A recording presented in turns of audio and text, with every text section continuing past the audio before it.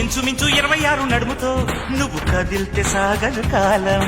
నిప్పరంగా 76 బరువుతో నువ్వు నడిస్తే నిలవదు ప్రాణం. గోల్డ్ చైన్ సాక్షిగా ఎన్ని కోటి ముద్దలో, హెయిర్ పిన్ సాక్షిగా ఎన్ని హాటు గుర్తులో.